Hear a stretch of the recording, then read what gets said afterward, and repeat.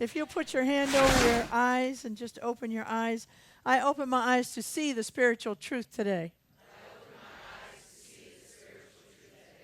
And your ears. I open my ears to hear the spiritual truth today. And now you just put your hand over your heart and extend out your arms. I open my heart to receive the spiritual truth today. The spiritual truth that I'm working with today is what you put your attention to grows and it flows. It grows and it flows from you and back to you. What you put your attention to grows and it flows. When you put your attention to your finances and you put it to those finances that aren't getting you what you want, I don't have enough. I don't have enough to pay the mortgage. I don't have enough to do what I want to do. I don't have enough to buy the kids fall school clothes. When your attention is there, you are growing that lack. It's flowing from you and it's flowing back to you. When you put your attention on an irritation that you have with your partner or your spouse, something they do that it just irritates you, and you put your attention on it to the point where you're waiting for, you were noticing it once in a while. Not us, baby. No, I'm not meaning us now at all. But there's somebody out here, when you put your attention to it enough, you start waiting for it to happen. And the wish that you want fulfilled is just blinking over here. I'm here. But you're looking right here at your irritation. What you put your attention to, it grows and it flows. Well, we're in the middle of a series. We're in the end of a little series called Wishes Fulfilled with Dr. Wayne Dyer. And it's called The Wishes Fulfilled, Mastering the Art of Manifesting. Now, look. You might not want to manifest any money, so if you're one of those people that thinks New Thought Churches only thinks about money, think again. We want you to manifest deeper relationships. We want you to manifest whatever you want to manifest. We want you, a greater appreciation of nature. Whatever it is you want to manifest, including money, we want you to be able to do it because you know the art, what I call the technology of manifestation. Well, this little series is built on one premise. And if you don't get the premise, none of the rest of the book will really help you. It'll just be interesting reading. The premise is this: you are God. I am God. That's the premise. When we can get that at a very deep, deep level, that I am that they talk about in the Bible, the I am consciousness. Who sent me? I am sent me. That's the consciousness of God. But we have to not just know about it, we have to know it. And in order to do that, you have to be able to stand in the mirror and say to that mirror, I am God. And not think, oh, God. I hope nobody heard me say that. You have to begin to be able to say it with such conviction that you absolutely know you mean it. In fact, you know how Hollywood always, when they have a movie in which God speaks, it's always a booming, deep voice, like that. This is God talking. That's what we want you to do. You stand in the mirror and you say, I am God, I am God, I am God. And you say it over and over and over again until you begin to internalize it.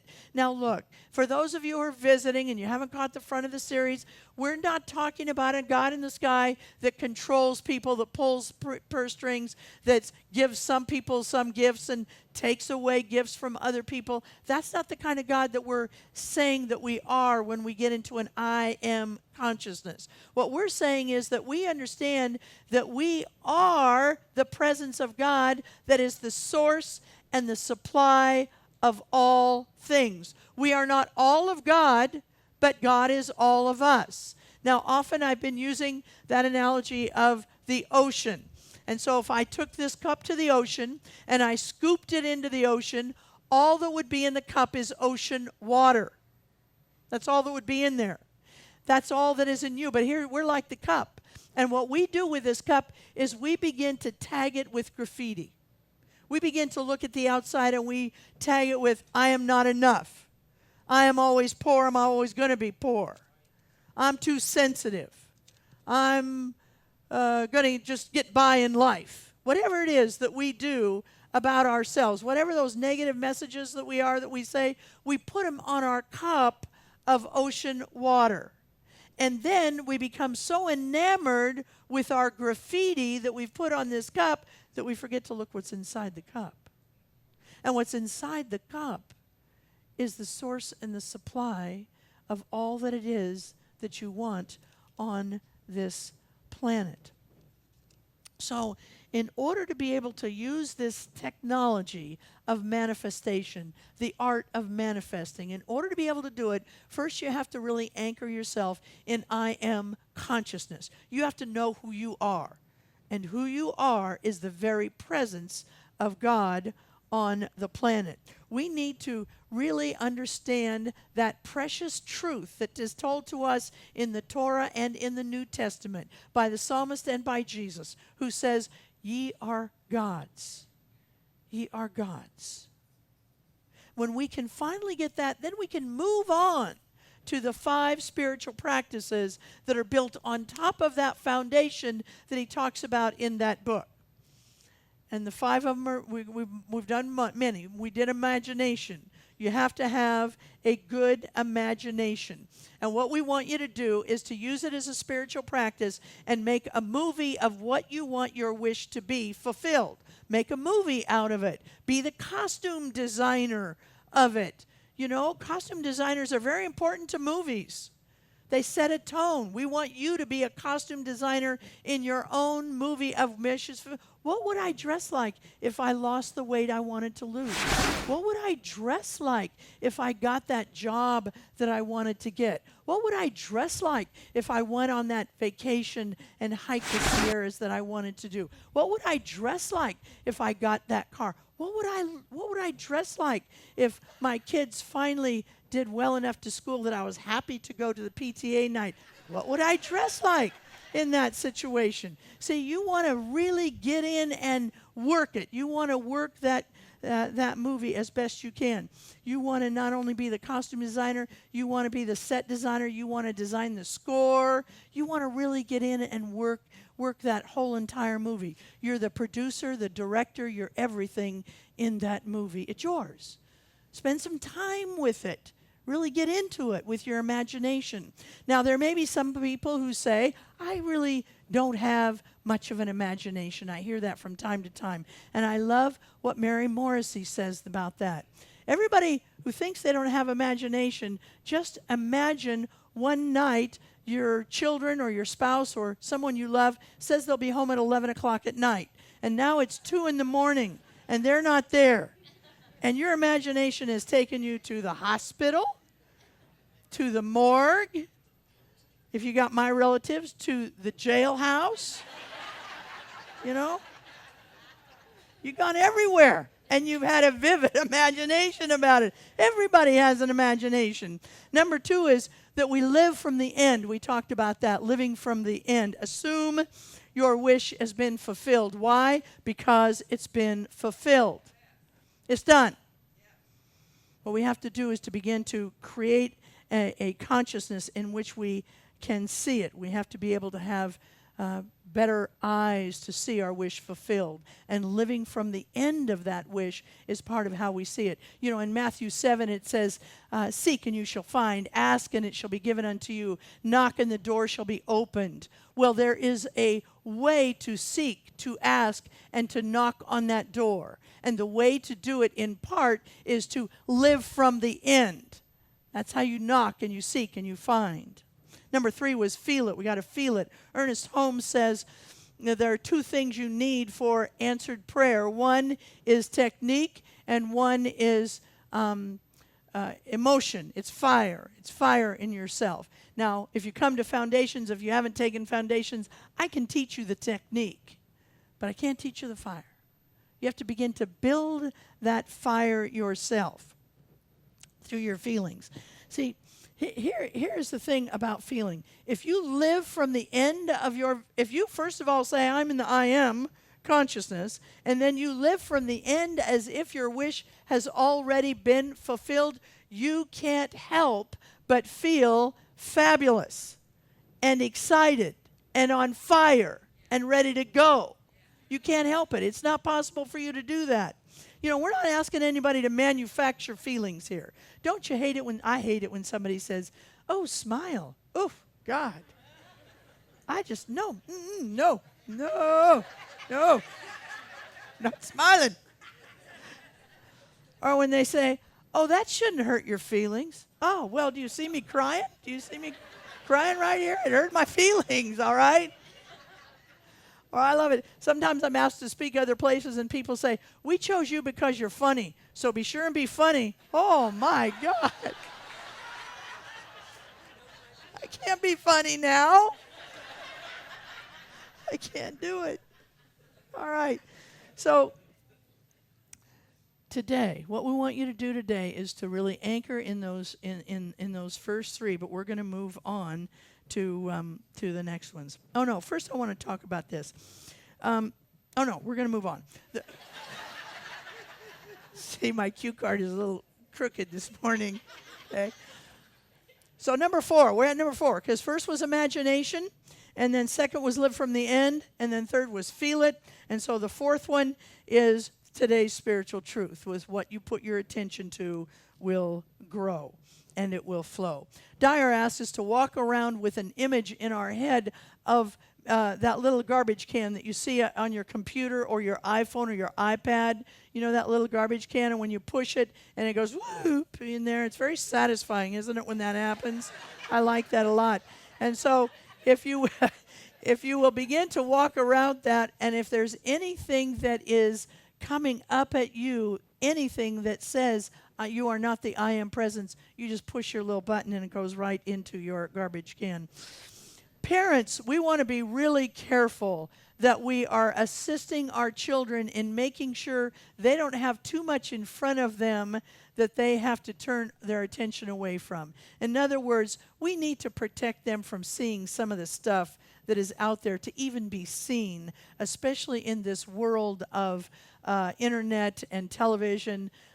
We need to be aware of it. Let me read you a story. I've shared it in the past. It's called, We Never Told Him He Couldn't Do It. When my son Joey was born, his feet were twisted upward and the bottoms resting on his tummy. As a first-time mother, I thought this looked odd, but I didn't really know what it meant. It meant that Joey had been born with club feet. The doctors assured us with treatment he would be able to walk normally, but would probably never run very well.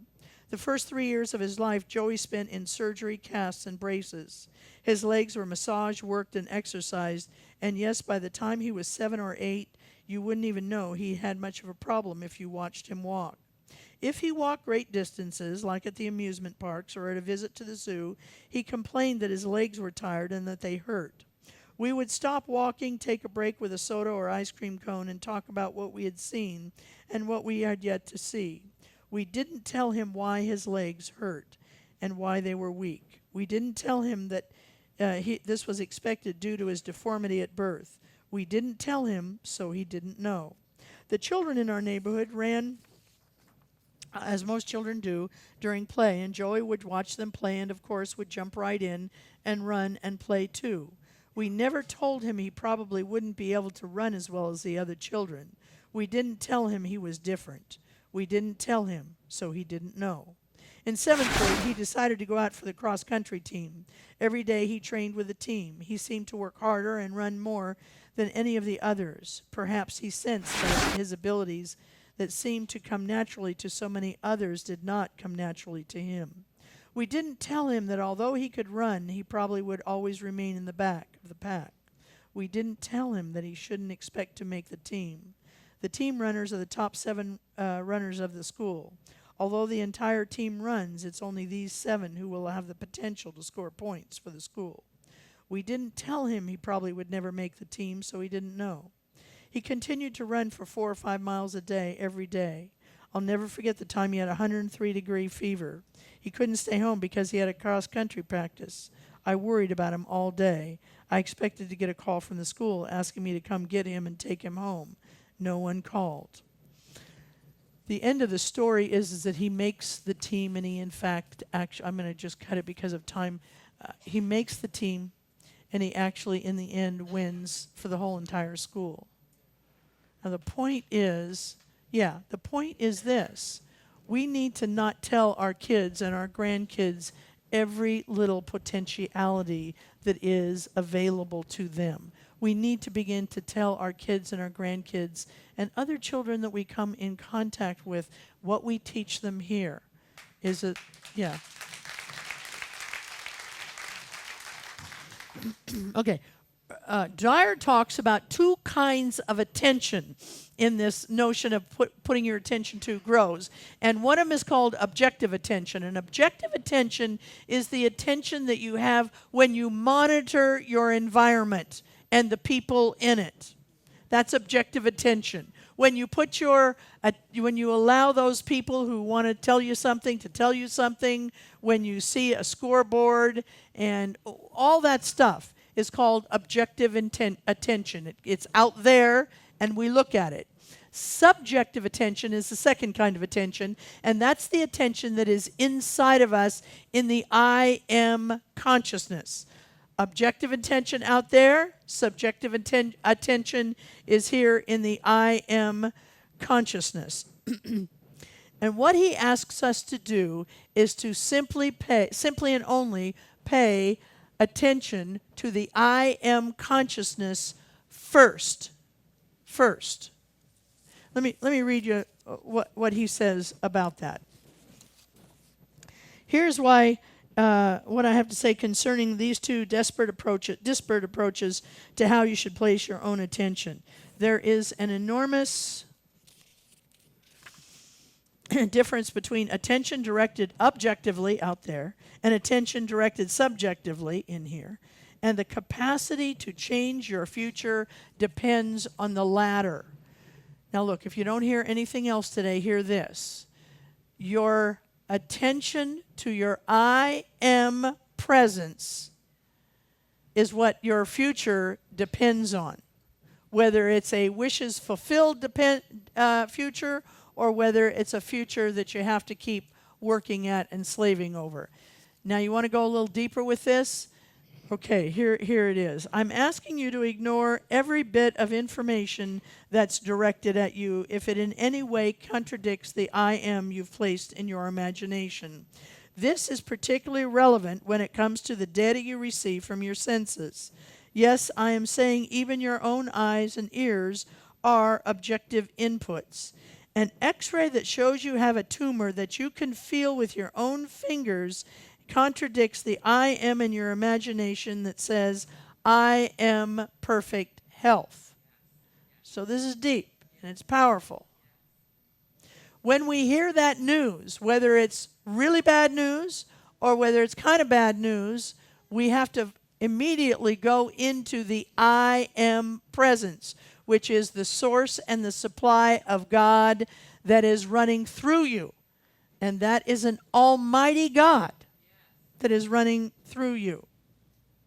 You must discard what your senses say and say with your objective attention, stay with your subjective attention persistently and adamantly proclaiming, I am in perfect health. Okay? Powerful stuff in this book. If you get a chance to read the whole book, go ahead and do that because there's powerful stuff.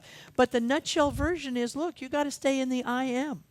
You got to stay in the I am presence. Because without that, you can learn all these other four things and they're not going to do you much good. They're going to do you a little bit of good, but they're not going to do you much good. So let's go to the fifth one here. And that one is this. The most important 5 minutes of your day are the last 5 minutes of your day. The most important 5 minutes of your day, every day, always, are the last 5 minutes of your day. Why? Because what you have in your consciousness, when you go to sleep, you put into your subconsciousness and it works on it. It works on it. When you spend your last 5 minutes ruminating and worrying about something, you are putting it into your subconscious, and your subconscious is working on it all night long. When you put, I am a successful, happy, healthy, being into your subconscious in whatever language. Don't use churchy language, but use language that you use. And when you put that in your subconscious, it works on it all night long. Now, does that mean that when you wake up in the morning, you're either going to have your wish fulfilled or a calamity? No, but it does mean this. In the morning, you will have moved closer to a calamity or a wish fulfilled. And we are at choice. The last 5 minutes of your day are the most important 5 minutes. Everything that comes out of your, sometimes I hear people say, whoa, where did that come from? Or, man, I didn't see that coming. It came from your subconsciousness. That's where it came from. So feed it before you go to sleep at night. I love to watch Law and Order, and I love to watch their reruns. I could probably lip sync most of the Law and Orders right now. I like them, so you too. And I can't do it if I have to give 5 minutes. I have to stop so that I put my mind in the frame that I want it to be in. Well, we're at the end of the series, but I've done this. There are 7 questions at the back of this book, and I thought I'd get a chance to talk to you about them today. I'm not going to. So what I've done is this. I've typed them all up. There are 7 questions. They are out there, and I want you to pick them up. There are 7 questions that will test your readiness to move on to these 5 things. They will test your readiness to understand the art of your manifestation, of manifestation. And so what you do is you take this little slip of the 7 questions and you read it every day and sort of work with this stuff. Don't just come here on Sunday and and here I am, and then you go home, and wasn't that good? Oh, that was pretty good. Or no, she wasn't on today. I don't know. I don't know. No, don't do that. Find something in this sermon, and these 7 things should be it today. And those 7, you look at it and you say, I am God. And you read the question. Okay, a little more. I am God. And you read it. Oh, I didn't do that. I am God. Work with this stuff. Work with it. And use those 7 questions to see how it is that you're doing. So let's take this message into prayer. Knowing that there is only one presence and one power and one glory. It's the presence and the power and the glory that is in and around every single person in this room. Healing and loving and healing and loving and giving new ways of being to each of us. I give thanks for that. I release this word into the law, and together we say, and so it is.